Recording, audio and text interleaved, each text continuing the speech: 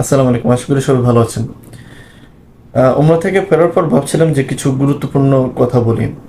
সেই গুরুত্বপূর্ণ কথা না বললেই নয়।